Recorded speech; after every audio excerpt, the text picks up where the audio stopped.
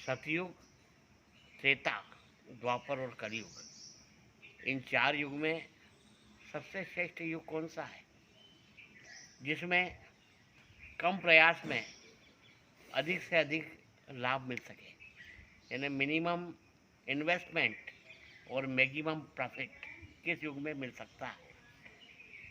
इसी बात को लेकर के कई संत महात्माओं, सज्जनों, साधु पुरुषों, विद्वानों की एक सभा हुई और सबने अपने अपने मत प्रकट किए। किसी ने सतयुग को सबसे श्रेष्ठ बनाया, किसी ने त्रेता को बताया, किसी ने द्वापर को बताया। अपने अपने तर्क शब्द दे रहे थे। और जब इस प्रकार के विद्वानों की सभा एक जगह एकत्रित होती है तो वहाँ पे कोई भी हल नहीं निकलता, सब एक मत नहीं होते, क्योंकि हर विद्वान अपने मत को ही श्रेष्ठ बताता है और किसी दूसरे के मत को वो खारिज करता है और अपने मत को स्थापित करता है। तो ऐसे में उन्होंने कहा अब ऐसा हम सब किसी निर्णय पे नहीं पहुंच रहे हैं, तो इसका क्या हल निकाला जाए। तो उन्होंने कहा इसके लिए ये हमें न्यायाधीश की ज़रूरत पड़ेगी कि जो इसका फैसला करे कि कौन सा युग अच्छा है। तो सबसे बड़े संत कौन है, विद्वान कौन है जिन्होंने चारों वेद 18 पुराणों की रचना की, वो वेद व्यास जी है। वही बता पाएंगे कि कौन सा युग श्रेष्ठ। तो चलो वेद व्यास जी के पास चलते हैं। तो वेद व्यास सभी संत, सभी विद्वान ढूंढते हुए गए तो वेद व्यास जी को पता चला कि वो तो गंगा स्नान करने के लिए गए।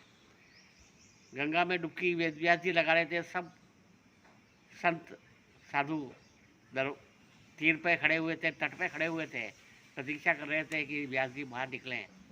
तो व्यास जी डुबकी लगाते और जो गंगा स्नान का मंत्र था वो तो नहीं बोल रहे थे, और बस एक ही बात डुबकी लगाते कहते हैं कलयुग ही सर्वश्रेष्ठ है, कलयुग ही सर्वश्रेष्ठ है।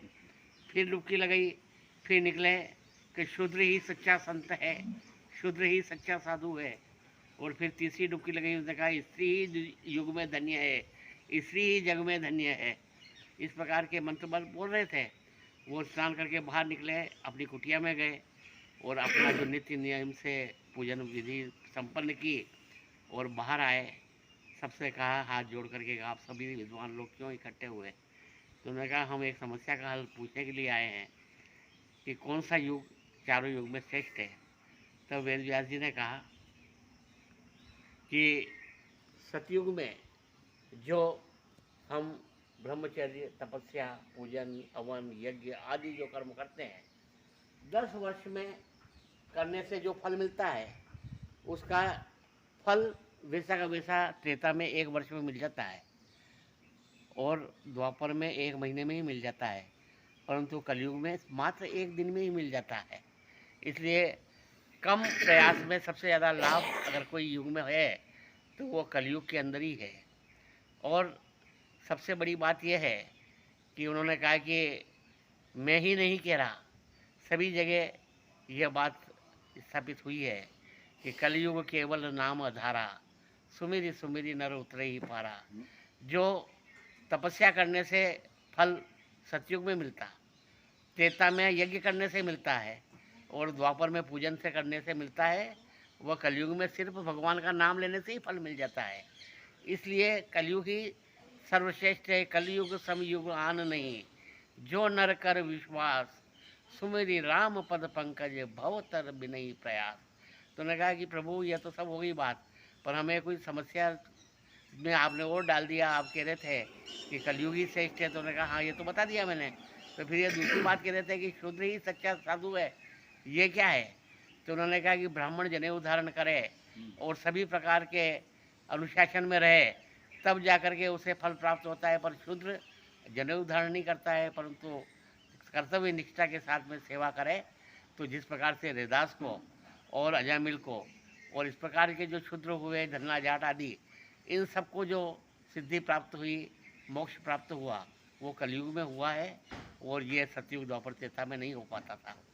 और स्त्री ही धन्य है, क्योंकि स्त्री को न तो मंदिर जाने की ज़रूरत है, न पूजा करने की ज़रूरत है, न तप करने की, न यज्ञ करने की कोई ज़रूरत नहीं है। स्त्री इसलिए धन्य है कि वो अपने परिवार का दायित्व बखूबी निभाए, अपने बच्चों की परवरिश करे, सबको भोजन करवाए, घर की साफ सफाई करे। इससे बड़ी पूजा और आराधना स्त्री के लिए और कोई दूसरी है ही नहीं।